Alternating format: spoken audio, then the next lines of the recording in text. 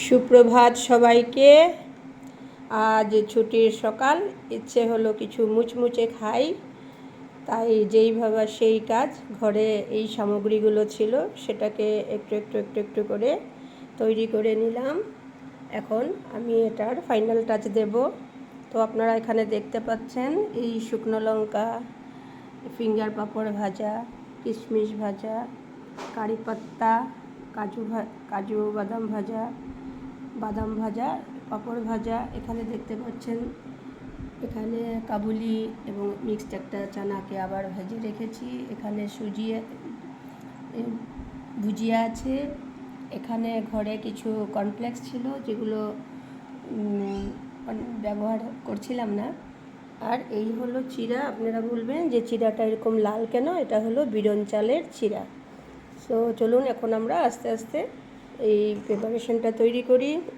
প্রথমে আমি দিয়ে দিলাম বিরন চালের চিড়াগুলো, তারপর দিয়ে দিচ্ছি কর্নফ্লেক্সগুলো, তারপর দিয়ে দিচ্ছি এই ভুজিয়াগুলো, তারপর দিয়ে দিচ্ছি এই চানা ভাজাগুলো, তারপর দিয়ে দিলাম কিশমিশ ভাজা যেগুলো ছিল, তারপর কাজু ভাজাগুলো দিয়ে দিচ্ছি, তারপর বাদাম দিগুলোও দিয়ে দিচ্ছি, তারপর এই ফিঙ্গারগুলোকে আমি একটু ভেঙে দিচ্ছি। এখানে ফিঙ্গারগুলোকে এইভাবে ভেঙে ভেঙে দিচ্ছি বড় একটা পাত্রের মধ্যে সব, এবং পাঁপড়গুলোকেও একটু এরকমভাবে ভেঙে ভেঙে দিচ্ছি। আর সবার শেষে এই লঙ্কাগুলোকে একটু এইভাবে ছোট ছোট করে, শুকনো লঙ্কা এগুলো ভাজা ছোট ছোট করে আমি দিয়ে দিচ্ছি। সেই সাথে দিয়ে দিচ্ছি কিছু কারি পাত্তা। তো চলুন এখন আমরা এটাকে খুব সুন্দর করে মিক্স করি। আমরা বাজার থেকে এনে খাই, কিন্তু ঘরে এইভাবে যদি আমরা বানাই তাহলে সেটা খেতেও খুব সুস্বাদু হয়, এবং এটাকে আমরা রেখেও খেতে পারি, কারণ বারবার তো বানানো যায় না।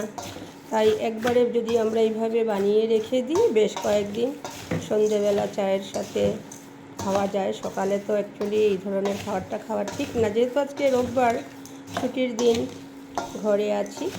তো এই আমাদের হয়ে গেল চিড়া ভাজা মিক্স।